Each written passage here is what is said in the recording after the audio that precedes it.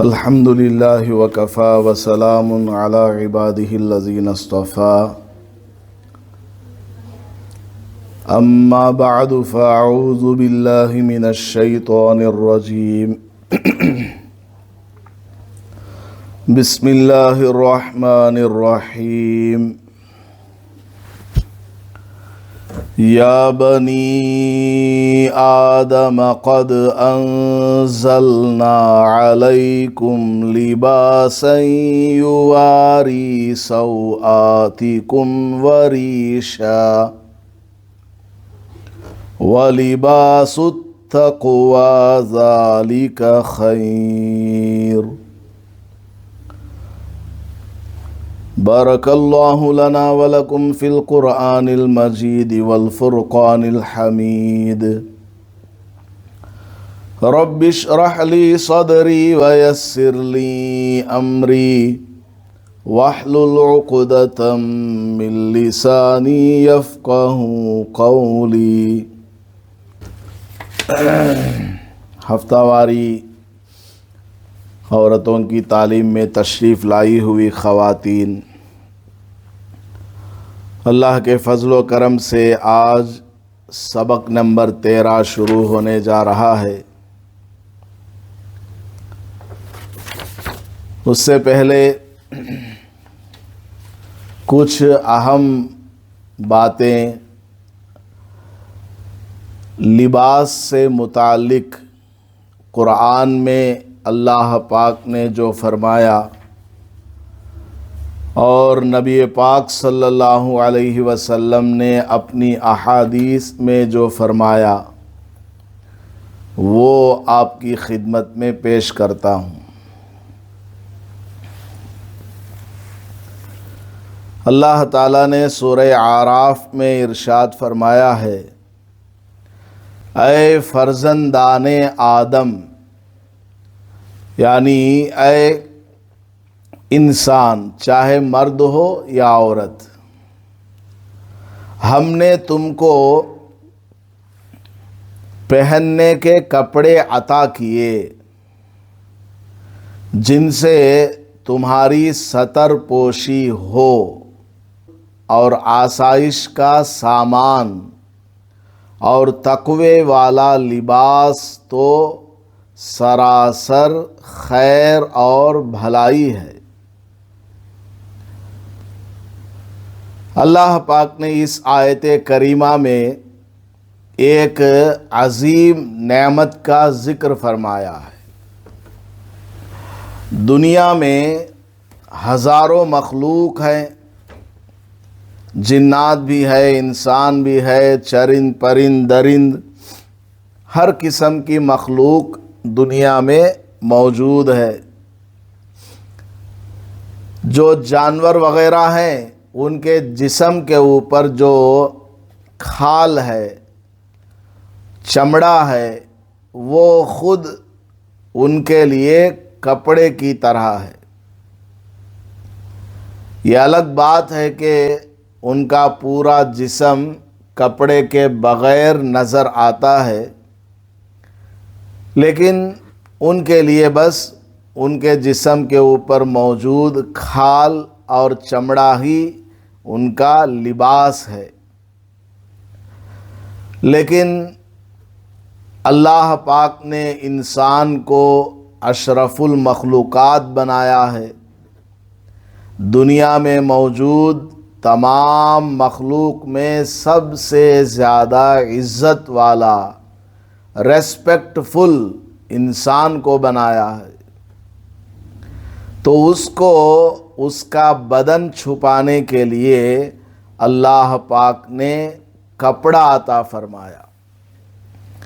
حضرت آدم علیہ السلام کو جب اللہ نے زمین پر اتارا تو ساتھ میں حضرت جبرائیل علیہ السلام بھی زمین میں تشریف لائے اور آدم علیہ السلام کو دنیا میں رہنے کا طریقہ سکھایا، کیونکہ جنت میں ان کو سب کچھ مل رہا تھا، کھانا پینا، کپڑے، آرام، سب۔ اب دنیا میں وہ پہلے انسان ہیں اور حوا علیہ السلام پہلی عورت ہے، تو دنیا میں زندگی گزارنے کا طریقہ کوئی سکھانے والا نہیں اللہ کے سوا، اور انسان خود دنیا میں زندگی کس طرح گزارے اس کو سمجھنے کے لیے بہت لمبا ٹائم لگے گا، اور ممکن ایسا بھی ہے کہ وہ سمجھ نہ پائے۔ اللہ تعالیٰ نے فرشتے کے ذریعے حضرت آدم علیہ السلام کو اور حوا علیہ السلام کو دنیا میں رہنے کا طریقہ سکھایا، کھانا کس طرح بنانا ہے، کون سی چیز کھانے والی ہے، کون سی چیز فائدہ پہنچانے والی ہے، کس سے نقصان ہوتا ہے، کس سے نفع ہوتا ہے۔ اسی طرح کپڑے کے بارے میں بھی سکھایا کہ یہ کپڑا کیسے تیار ہوتا ہے، کہاں سے یہ نکلتا ہے۔ تو حضرت آدم علیہ السلام نے کپڑا بنانا سیکھ لیا اور کپڑا پہن لیا، تو انسان کا جسم ڈھک گیا، پردے کی جگہ ڈھک گئی، شرم و حیا کی حفاظت ہو گئی۔ تو اللہ پاک نے انسان کو جو لباس عطا فرمایا ہے وہ بہت بڑی دولت ہے۔ اگر دنیا میں کپڑا بنانے والے نہ رہیں، کپڑا جس چیز سے بنتا ہے، کاٹن ہے، نیلان ہے اور پتہ نہیں کیا کیا دنیا کے اندر موجود ہیں، وہ چیزیں اگنے نہ لگیں، ختم ہو جائیں، تو پھر انسان کو جینے سے زیادہ مرنا پسند ہوگا، کیونکہ ستر چھپانے کے لیے بھی اس کے پاس کپڑا نہیں ہے۔ تو انسان کو جو لباس دیا گیا، پہننے کا کپڑا دیا گیا ہے، یہ اس کے لیے بہت بڑی نعمت ہے۔ اس کے بغیر آدمی کا چلنا پھرنا، اٹھنا بیٹھنا، کوئی کام کرنا مشکل ہو جاتا ہے۔ اللہ کا جتنا بھی شکریہ ادا کرے کم ہے، اسی لیے کپڑا پہنتے وقت دعا مانگنے کے لیے کہا گیا، اللہ کا شکریہ ادا کرنے کو کہا گیا۔ الحمدللہ الذی رزقنی من الریاش ما اتجمل بہ فی الناس وواری بہ عورتی۔ تمام تعریفیں اس اللہ کے لیے جس نے یہ زینت کا لباس مجھے عطا فرمایا ہے، کیونکہ کپڑے سے انسان ڈیکوریٹ ہوتا ہے۔ آدمی چاہے برا ہو، کپڑا اگر اچھا پہنا ہو تو برا آدمی بھی کپڑے میں اچھا لگتا ہے۔ تو اللہ کا شکر ادا کرنے کے لیے کہا گیا اور دعا سکھائی گئی کہ تمام تعریفیں اس اللہ کے لیے ہیں جس نے زینت کا لباس عطا فرمایا، جس سے میں لوگوں میں آرائش حاصل کرتا ہوں۔ آرائش مطلب خوبصورتی، ڈیکوریشن، اپنے آپ کو میں آرائش حاصل کرتا ہوں اور اپنی ستر پوشی کرتا ہوں، ستر کو چھپاتا ہوں، پردے کی جگہ کو ڈھانک لیتا ہوں۔ جب بھی کپڑا پہنے تو اس دعا کو پڑھنا چاہیے، الحمدللہ الذی رزقنی من الریاش ما اتجمل بہ فی الناس وواری بہ عورتی۔ اب اللہ پاک نے جو انسان کو کپڑا عطا فرمایا ہے، ایسا نہیں ہے کہ آدمی جیسا چاہے ویسا کپڑا پہن لے، ایسی بات نہیں، بلکہ کپڑا اس کا ایسا ہونا چاہیے کہ کپڑے کا مقصد حاصل ہو جائے۔ کپڑا اللہ نے بنایا ہے انسان کی ستر پوشی کے لیے، انسان کا جسم ڈھکا رہے، پردے کی جگہ نہ کھلے، اس کے لیے اللہ پاک نے لباس عطا فرمایا ہے۔ ٹھنڈ سے بھی بچے، گرمی سے بھی بچے، جسم میں پھوڑا پھنسی گرد غبار لگنے سے بھی بچے۔ تو کپڑا جس مقصد کے لیے اللہ پاک نے عطا فرمایا ہے اس مقصد کو پورا کرنا ضروری ہے، ورنہ پھر اس نعمت کا غلط استعمال کریں گے تو گناہ ملے گا۔ امی عائشہ رضی اللہ عنہا بیان فرماتی ہے کہ اسماء رضی اللہ عنہا حضرت ابو بکر رضی اللہ عنہ کی بیٹی، امی عائشہ کی بہن، وہ حضور صلی اللہ علیہ وسلم کے پاس تشریف لائیں اور وہ باریک کپڑے پہنے ہوئے تھی، تو آپ صلی اللہ علیہ وسلم نے اسماء بنت ابی بکر سے اپنا چہرہ پھیر لیا اور کہا، اے اسماء، عورت جب بالغ ہو جائے تو جائز نہیں ہے کہ اس کے جسم کا کوئی حصہ نظر آئے سوائے چہرے اور ہاتھوں کے۔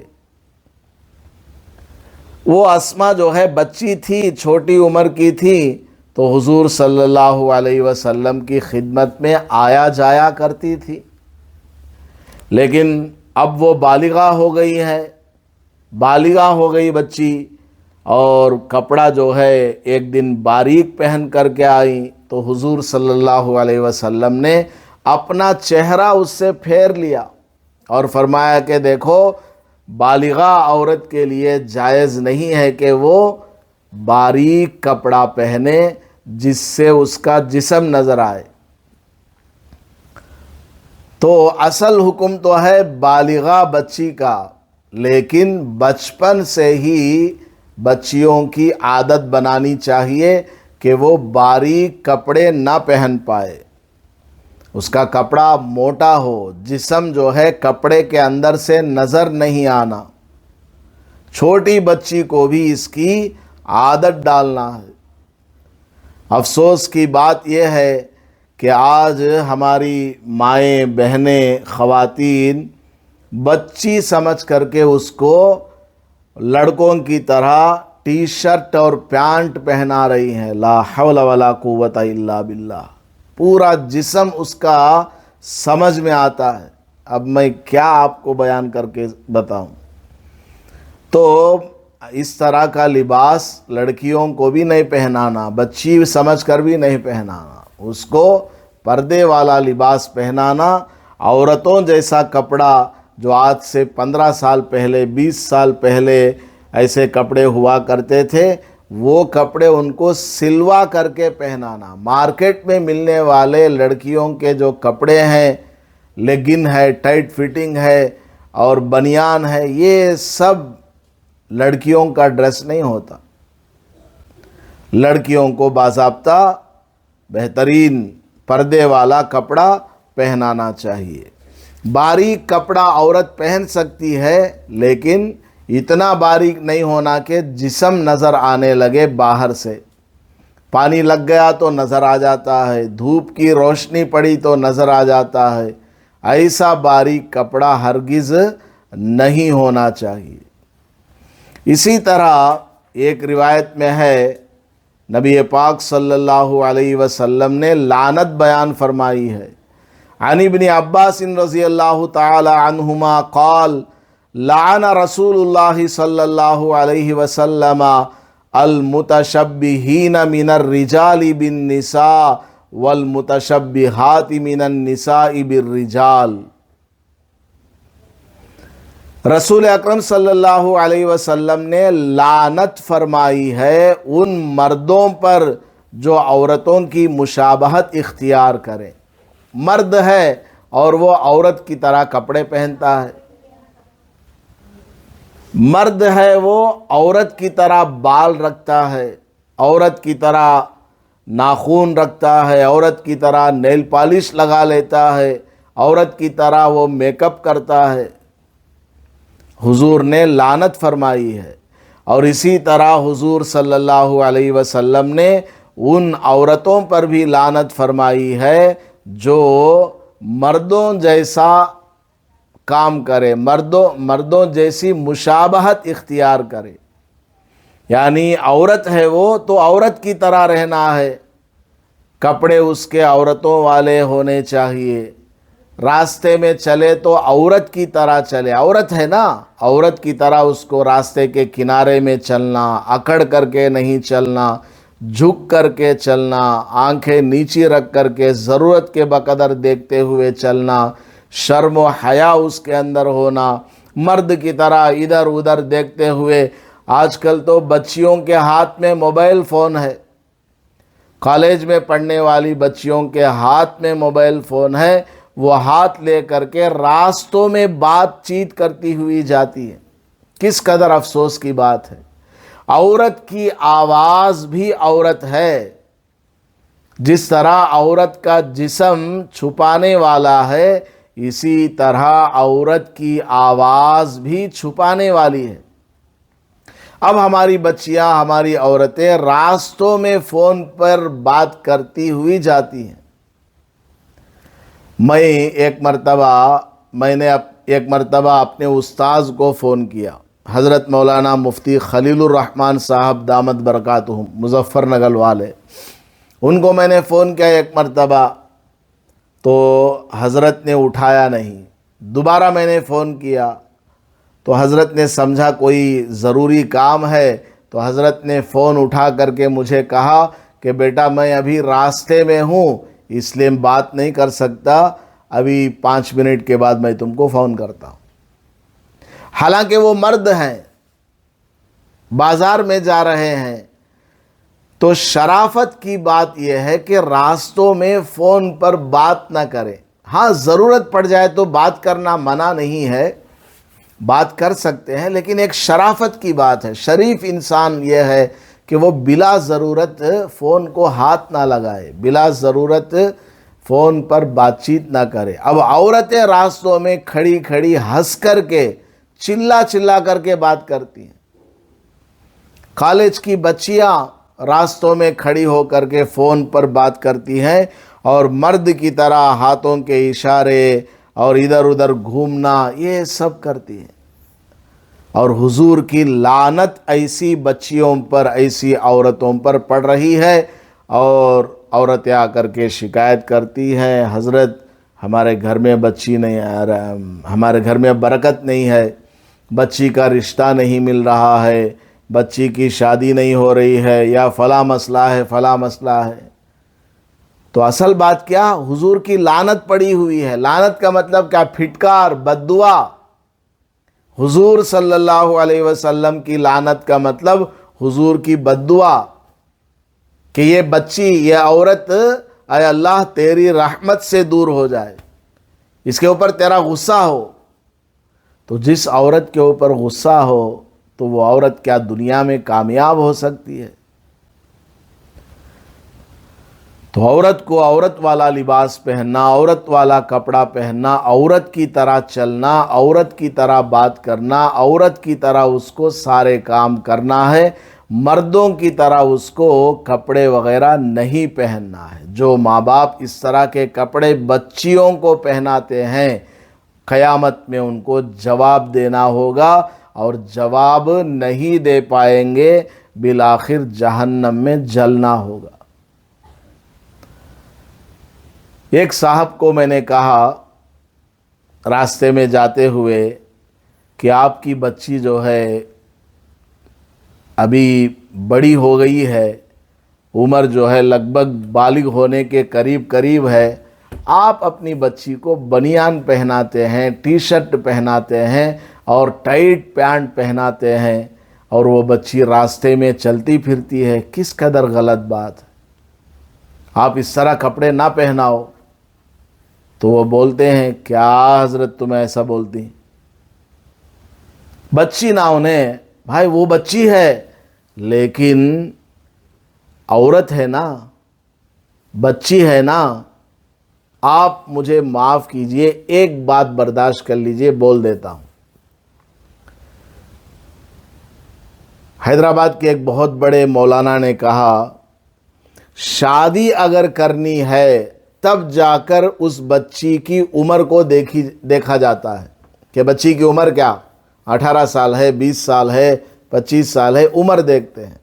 لیکن جو لوگ شرابی کبابی ہیں، جن کی آنکھیں ناپاک ہیں، اس کو غلط کام کرنا ہے تو بچی کی عمر وغیرہ وہ نہیں دیکھتا۔ جو اب بچیاں اس طرح کے کپڑے پہن کر بازاروں میں گھومتی ہیں، ان کے اوپر لوگوں کی بری نظریں پڑتی ہیں، جس کی وجہ سے اس بچی کی صحت کے اوپر اثر پڑتا ہے اور کبھی کچھ حادثہ بھی پیش آ جا سکتا ہے۔ اخبار آپ اٹھا کر کے دیکھو، 3 سال کی بچی، 6 سال کی بچیوں کے ساتھ بھی کیا کیا ہوا ہے، کیا کیا ہو رہا ہے۔ تو بچی سمجھ کر کے اس کو ایسے کپڑے ہرگز نہیں پہنانا، بچپن سے ہی اس کو لڑکی والے کپڑے پہنانا اور پردے کا اس کو بچپن سے ہی سکھانا۔ اور حدیث میں آتا ہے نبی پاک صلی اللہ علیہ وسلم نے کیا کیا عورتوں کے لیے ارشاد فرمایا ہے، ذرا سنیے گا۔ حضور پاک صلی اللہ علیہ وسلم نے مسلمانوں کو، قیامت تک آنے والوں کو کیا تعلیم دی ہے اور ہم کس طرح سے زندگی گزار رہے ہیں۔ نبی پاک صلی اللہ علیہ وسلم نے ایک روایت میں ارشاد فرمایا ہے، اما علمت ان الفخذ عورت۔ حضرت جرحد ابن خویلد رضی اللہ تعالیٰ عنہ سے حضور نے ارشاد فرمایا، کیا تمہیں یہ بات معلوم نہیں ہے کہ ران سطر میں شامل ہے؟ ران یعنی کمر کے نیچے سے لے کر گڑگے سے اوپر تک یہ جو حصہ ہے، ران اس کو بولتے ہیں، یہ بھی پردے میں شامل ہے۔ مرد کے بارے میں حضور بول رہے ہیں، مرد کے بارے میں۔ اب عورت کا آپ اندازہ لگا لیجئے، نیچے چپل پہننے کی جو جگہ ہے وہاں تک عورت کے لیے پردہ ہے۔ حضرت علی رضی اللہ تعالیٰ عنہ سے روایت ہے، حضور صلی اللہ علیہ وسلم نے ارشاد فرمایا، یا علی لا تبرز فخذک ولا تنظر الی فخذی حی ولا میت۔ حضرت علی کتنے بڑے صحابی ہیں، حضرت فاطمہ رضی اللہ عنہا کے شوہر ہیں، حضور کے چچا کے بھائی بیٹے ہیں اور حسن اور حسین کے ابا ہیں۔ اتنے بڑے صحابی کو حضور صلی اللہ علیہ وسلم فرما رہے ہیں، اے علی اپنی ران کسی کے سامنے نہ کھولو۔ انگریزی میں جس کو تھائس بولتے ہیں، تھائس، اپنی ران کسی کو نہ دکھاؤ اور کسی زندہ یا مردہ آدمی کی ران کی طرف نظر نہ کرو۔ حضرت علی کو حضور فرما رہے ہیں کہ تم اپنی ران کسی کو نہیں دکھاؤ گے اور تم بھی کسی زندہ آدمی یا مردہ آدمی کسی کی بھی ران کو نہیں دیکھو گے۔ یہ مرد کی بات چل رہی ہے۔ اس قدر اسلام نے تعلیم دی ہے، حضور نے تعلیم دی ہے کہ ران کو دیکھنا جائز نہیں۔ اب آپ بتائیے، ہمارے نوجوان بچے محلوں میں شارٹ چڈی پہن کر کے گھومتے ہیں، کیا بولتے ہیں اسے، مجھے صحیح سے نام معلوم ہے، شارٹ نکر، وہ پہن کر کے گھومتے ہیں، گھٹنے سے اوپر وہ ہوتا ہے، ران کا ایک 4 انگلی کا حصہ وہ نظر آتا ہے، اور بعض لوگ لنگی باندھتے ہیں اور لنگی کو اس طرح اوپر چڑھا کر کے پھر ٹائٹ سے باندھ لیتے ہیں، اس میں بھی گڑگے کے گھٹنے کے اوپر کا حصہ نظر آتا ہے۔ اور اسی طرح بازاروں میں ہمارے یہ مرد چل رہے ہیں، پھر رہے ہیں، آ رہے ہیں، جا رہے ہیں۔ پردے کی جگہ ہے وہ مرد کے لیے، اس کو چھپایا نہیں جا رہا۔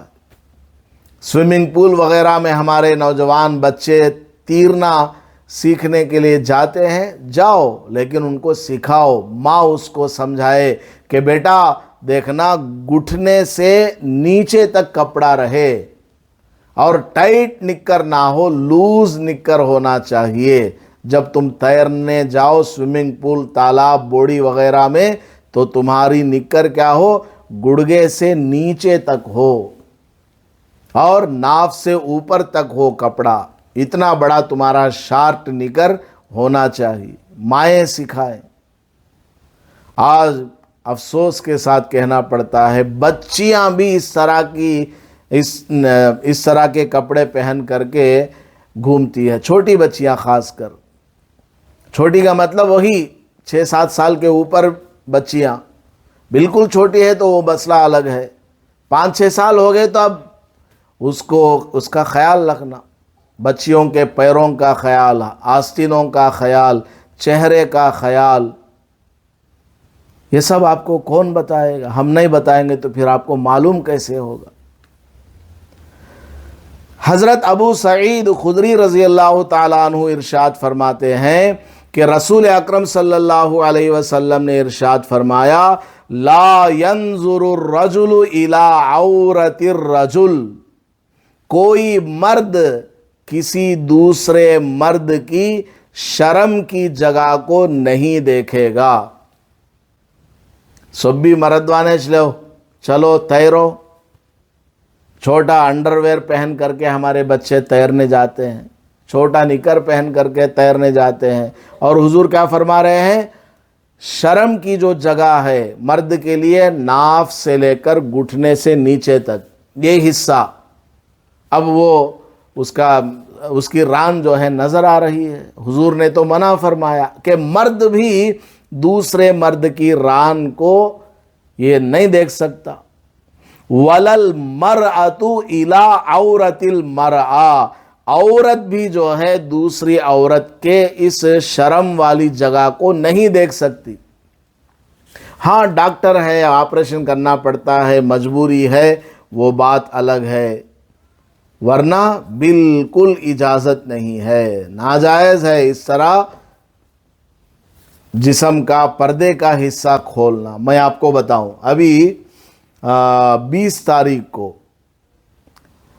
हैदराबाद से बहुत बड़े हज़रत तशरीफ़ लाए थे, मस्जिदों में भी ऐलान हुआ और बयान भी हुआ हज़रत का। हज़रत ने एक वाक़या सुनाया। सुनो अम्मा, ये एक औरत के बारे में वाक़या सुनाया।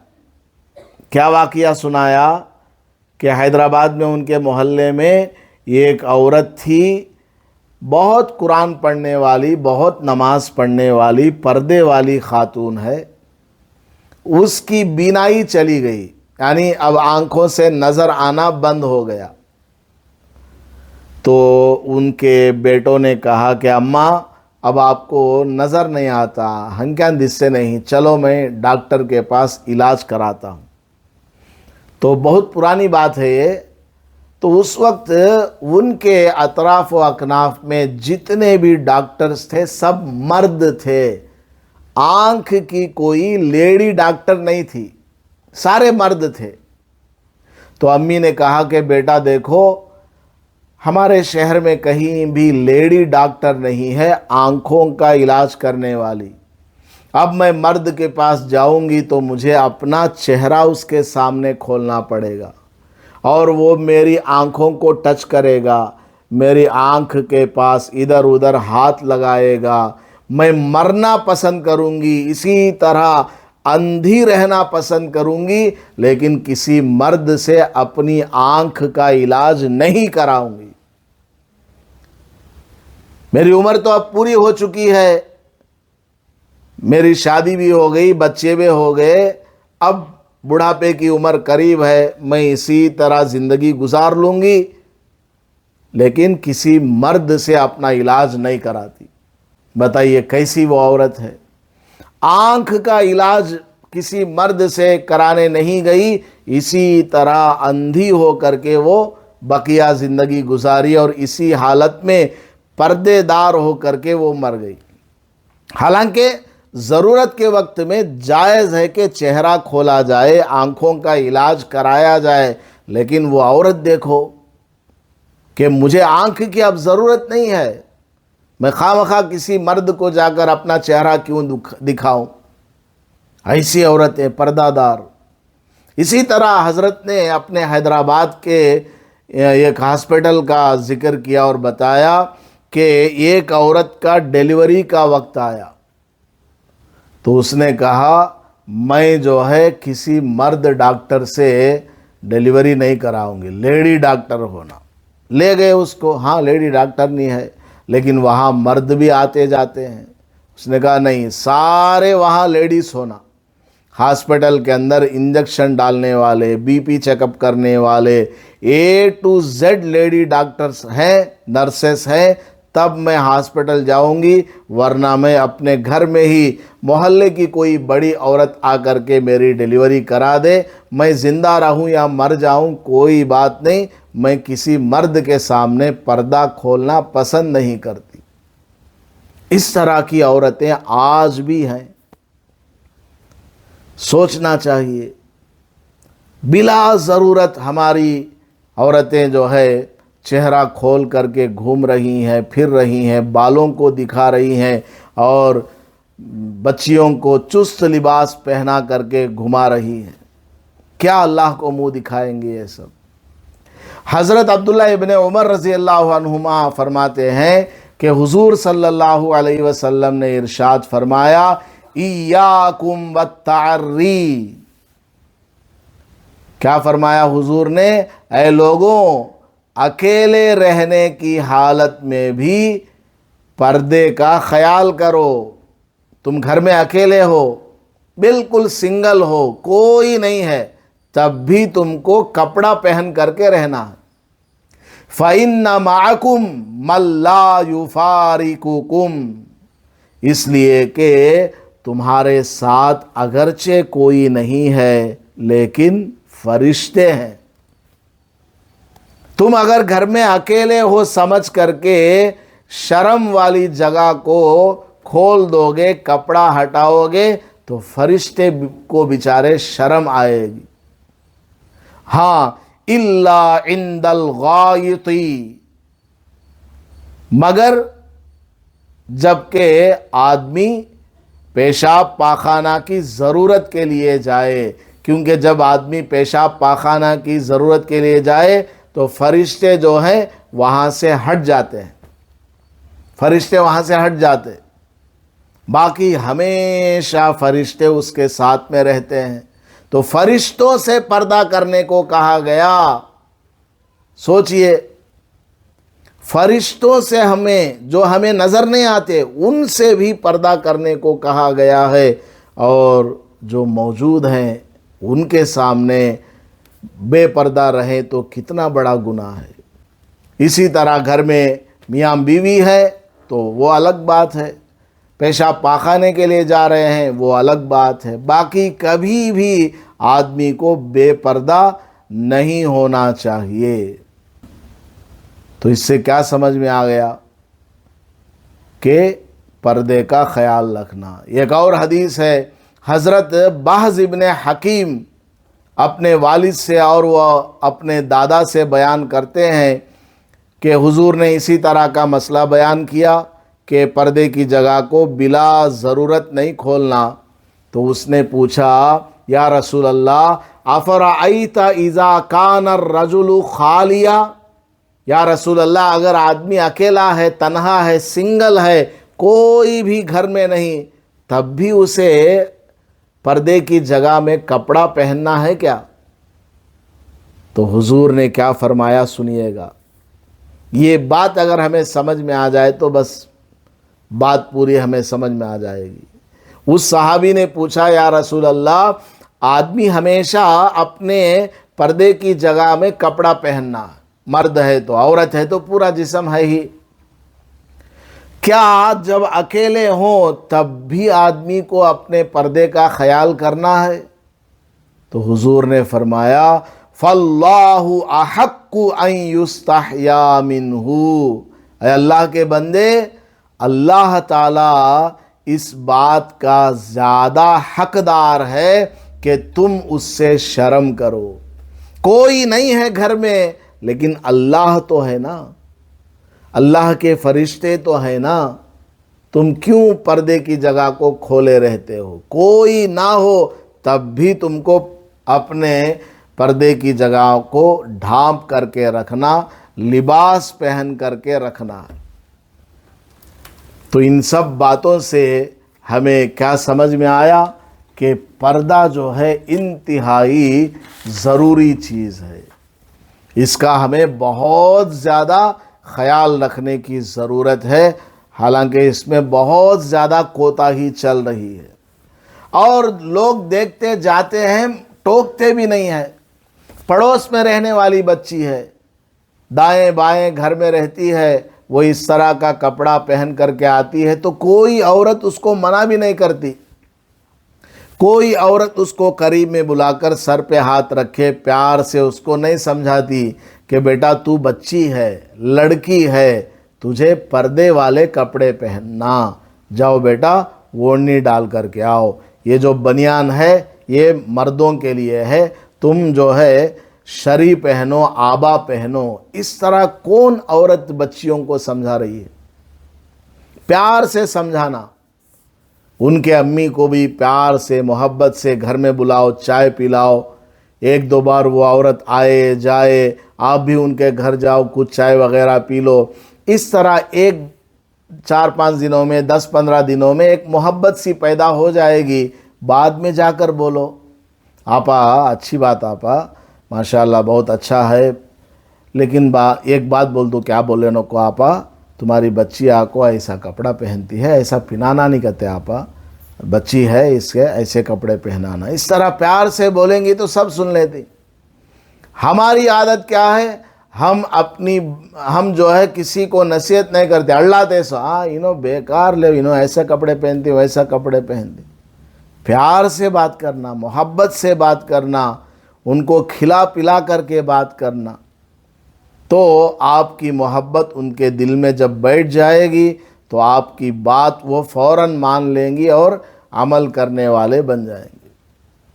ہمارے ایک دوست، میں ایک بار گیا ان کے گھر میں، تو ان کی بچی بنیان اور وہ لیگن ٹائٹ والی پینٹ پہن کے آئی، تو میں نے کہا یہ بچے کا نام کیا ہے؟ یہ بچے کا نام کیا؟ وہ بچی ہنسنے لگی، بولی حضرت میں بچہ نہیں بچی ہوں میں بولا نہیں ماں تو بچی نہیں بچہ ہے۔ پھر وہ ہنسی تو میں بولا دیکھو تمہارے کپڑے جو ہے بچے والے ہیں، تم کو بچی والے کپڑے پہنا۔ پھر اس کے ابا کو بلا کر پورا مسئلہ سمجھایا، انہوں نے کہا کہ حضرت یہ پورے کپڑے میں دے ڈال کو، بچی کے واسطے الگ سے کپڑے لے کر آتا ہوں بول کے شکریہ ادا کرے۔ تو پیار و محبت سے سمجھائیں گے تو انشاءاللہ سب عمل کرنے والے بن جائیں گے۔ ہم دنیا میں اسی لیے آئے ہیں کہ ایک دوسرے کو پیار و محبت کے ساتھ اچھی باتیں بتائیں اور بری باتوں سے روکیں۔ اللہ تعالی ہم سب کو عمل کی توفیق عطا فرمائے۔ سبق نمبر 13 دیکھیے گا، آج کا سبق ذرا لمبا ہو گیا ہے۔ سبق نمبر 13، سورہ فاتحہ کی فضیلت۔ حضرت ابن عباس رضی اللہ عنہما سے روایت ہے کہ اس دوران کہ جبرائیل علیہ السلام نبی کریم صلی اللہ علیہ وسلم کے پاس بیٹھے ہوئے تھے، انہوں نے اپنے اوپر سے دروازہ کھلنے کی آواز سنی۔ یعنی وہ حضرت ابن عباس فرماتے ہیں حضور بیٹھے ہوئے تھے اور ساتھ میں حضرت جبرائیل بھی آ گئے تھے، تو حضور نے دیکھا کہ اوپر سے ایک دروازہ کھلنے کی آواز آ رہی ہے، اوپر سے آسمان میں سے ایسا لگ رہا جیسے کہ کوئی دروازہ کھول رہا ہے، آواز کو بھی سنی۔ چنانچہ انہوں نے اپنا سر اٹھایا، حضور نے سر اٹھا کر کے دیکھا یہ کون سی آواز ہے، کہاں سے آ رہی ہے؟ تو جبرائیل علیہ السلام نے کہا یہ آسمان کا ایک دروازہ ہے جو آج کھولا گیا اور آج تک کبھی نہیں کھولا گیا۔ حضور کو بتا رہے ہو کہ یا رسول اللہ یہ جو آسمان کا دروازہ ہے فرسٹ ٹائم آج اوپن کیا گیا ہے، اور آج سے پہلے کبھی اس کو نہیں کھولا گیا۔ پھر اس دروازے میں سے، آسمان کا جو دروازہ ہے نا، اس میں سے ایک فرشتہ اترا۔ تو حضرت جبرائیل علیہ السلام نے کہا کہ یہ فرشتہ ہے جو زمین پر اترا ہے، آج تک کبھی نہیں اترا تھا۔ یا رسول اللہ، یہ جو فرشتہ ہے نا، انہیں بھی فرسٹ ٹائم آیا سو آسمان سے، دروازہ بھی پہلی بار کھلا ہے اور فرشتہ بھی پہلی بار آ رہا ہے۔ یہ فرشتہ فرسٹ ٹائم انہیں دنیا میں آتا ہے۔ چنانچہ اس فرشتے نے آ کر حضور کو سلام کیا، السلام علیکم ورحمۃ اللہ وبرکاتہ، اور کہا کہ آپ کو دو نوروں کی خوشخبری ہو، آپ کو دو نور دیے جا رہے ہیں، اس کی خوشخبری ہو، آپ کو دو نوروں کی خوشخبری ہو جو آپ کو دیے گئے اور آپ سے پہلے کسی نبی کو نہیں دیے گئے، سورۃ الفاتحہ اور سورۃ البقرہ کی آخری آیات۔ حضور کو وہ فرشتے نے کہا کہ آپ کو دو نور ملے ہیں، ایک سورہ فاتحہ اور ایک سورہ بقرہ کی لاسٹ والی آیت ہے، لاسٹ جو رکوع ہے، آمن الرسول بما انزل الیہ من ربہ والمؤمنون، سوتے وقت جو یہ پڑھتے ہیں، یہ والا رکوع۔ تو آسمان سے پہلی مرتبہ وہ دروازہ کھلا اور وہ فرشتہ بھی دنیا میں پہلی بار آ کر کے فضیلت سنا رہا ہے۔ مطلب کیا اسپیشلٹی ہے اس میں؟ اسپیشلٹی ہے، خصوصیت ہے کہ سورہ فاتحہ اور سورہ بقرہ سراسر نور ہے، نور ہی نور ہے ان دونوں صورتوں میں، سورہ بقرہ کی آخری آیات میں۔ آپ ان دونوں میں سے ایک حرف بھی پڑھیں گے تو آپ کو وہ نور دیا جائے گا۔ سورہ فاتحہ پڑھیے، آپ کو نور ملے گا، اور سورہ بقرہ کی آخری آیت پڑھیے، آپ کو نور ملے گا۔ اور وہ نور ہمیں نظر نہیں آتا، البتہ وہ آخرت میں ہمیں نظر آئے گا۔ اندھیری رات ہے قیامت والی، وہاں ہمیں وہ نور اور اس کا ثواب وہ سب ملے گا۔ تو سورہ فاتحہ کی ایسی فضیلت ہے کہ آسمان سے فرشتہ پہلی بار آیا اور دروازہ بھی پہلی بار کھولا گیا اور سورہ فاتحہ کی فضیلت بتا کر کے گئے۔ تو یہ سورہ فاتحہ ہم لوگ نمازوں میں پڑھتے ہیں تو ہمارے دماغ میں یہ خیال ہونا کہ یہ سورہ فاتحہ بہت امپارٹنٹ سورت ہے، بہت اس کی فضیلت ہے وغیرہ۔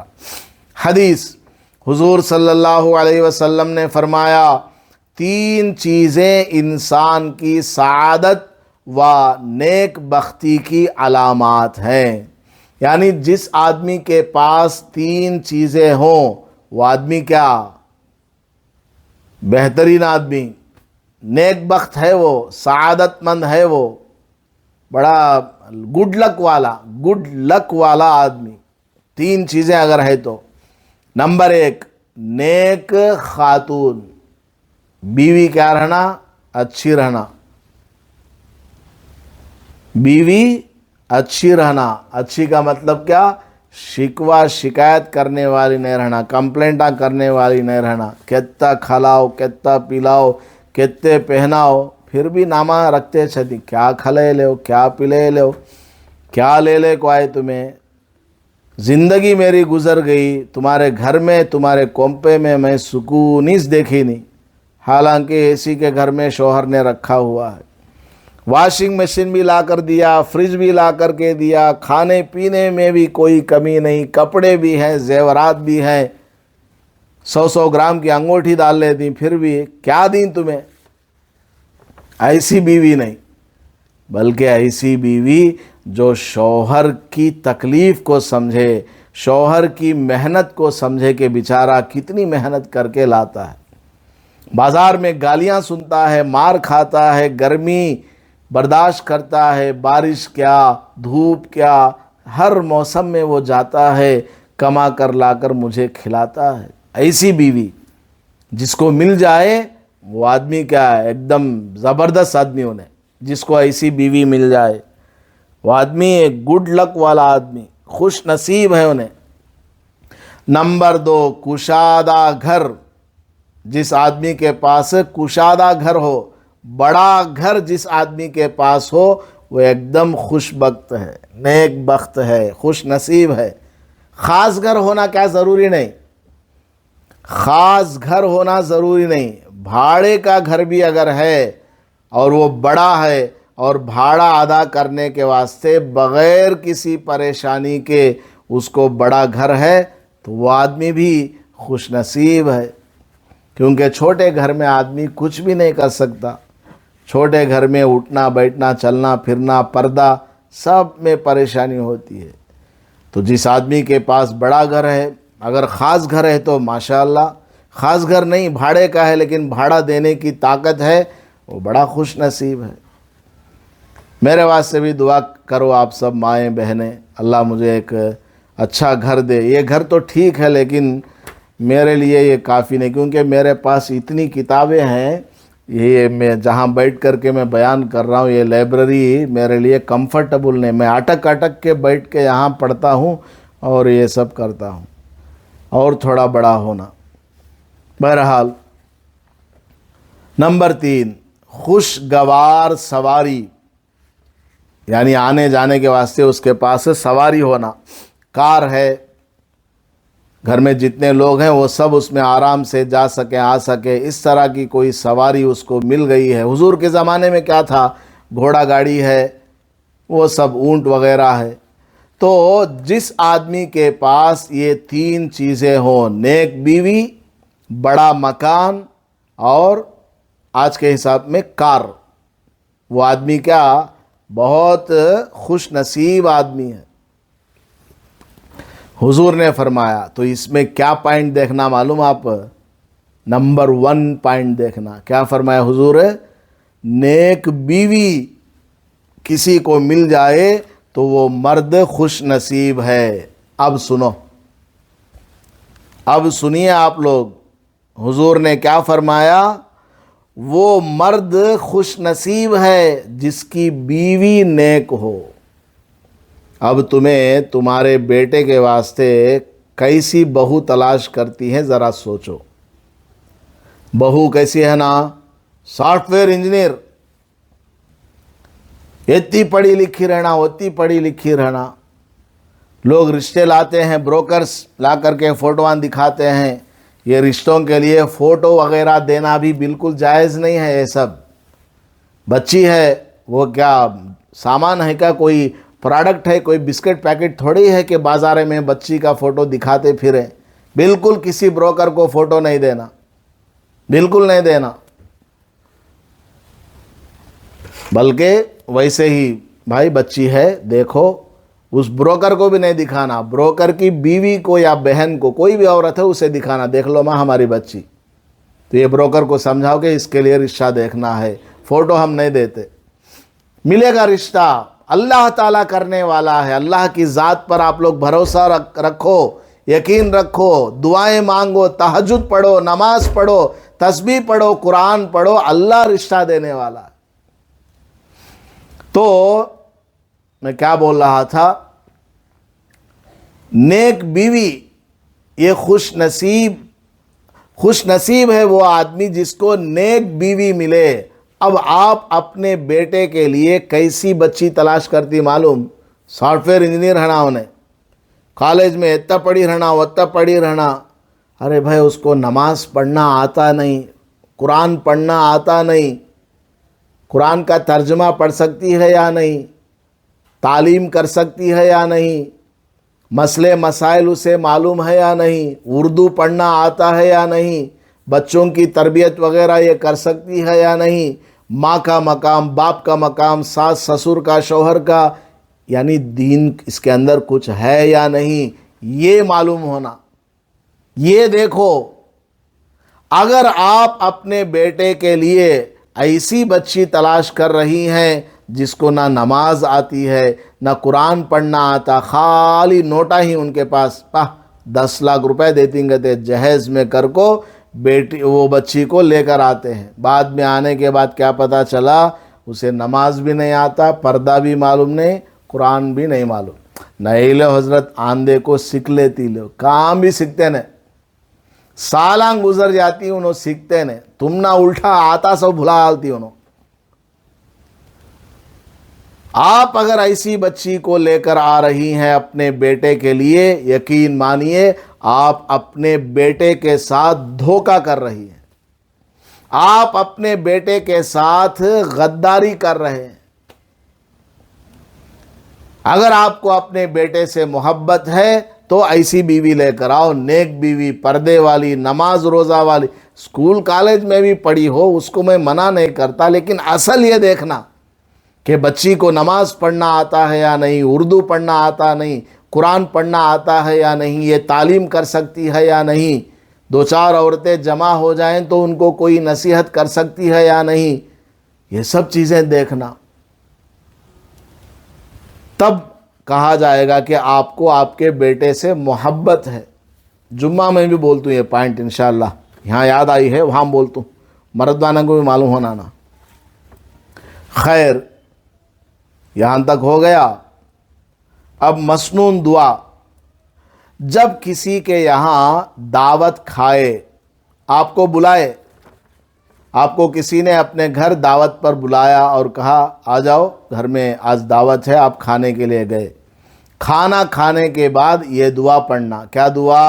अल्लाहुम्मा अतइम मन अतअमनी वस्की मन सकानी। ऐ अल्लाह, जिसने मुझे खिलाया तू उसे खिला। ऐ अल्लाह, फलां आपा ने मुझे खाना खिलाया है, तू इस आपा को खाना खिला। और जिसने मुझे पिलाया तू उसे पिला। ऐ अल्लाह, इन्होंने मुझे पिलाया है, तू भी इनको पीने के लिए पानी दे, दूध दे, शरबत दे, हर किस्म की चीज़ अता फरमा। ये दुआ है।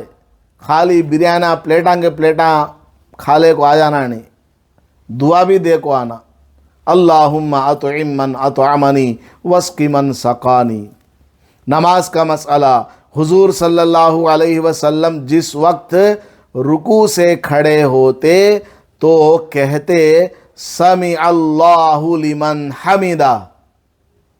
फिर रुकू से खड़े होने की हालत में बोलते रब्बना वलकल हम्द, रब्बना लकल हम्द, दोनों जायज़ है। रब्बना लकल हम्द भी बोल सकती है, रब्बना वलकल हम्द दोनों जायज़ है। क्या मतलब इसका?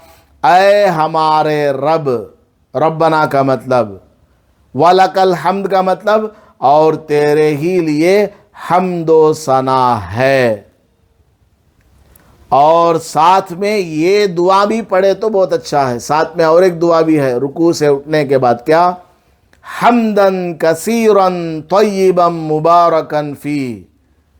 पहले रुकू से उठते वक्त समी अल्लाहु लिमन हमिदा कहते हुए उठना, फिर सीधा खड़ी होने के बाद रब्बना लकल हम्द हम्दन कसीरन तय्यिबन मुबारकन फी, ये पढ़ना। क्या मतलब इसका? हमदन कसीरा, बहुत ज़्यादा हम्दो सना ऐ अल्लाह तेरे ही लिए है, बहुत ज़्यादा तारीफ़ है अल्लाह तेरी। पाकीज़ा बाबरकत, उसमें खैर व बरकत है। अल्लाह तू बिल्कुल पाकीज़ा है, हर ऐब से तू पाक है। मुबारकन, बरकत वाला है, और तेरी ज़ात के अंदर पूरा का पूरा बरकत है। तो ये नमाज का एक मसला मैंने आपको बता दिया है। तरतीब से शुरू से ये सब आ रहा है, तो अब ये आपको मैंने बता दिया।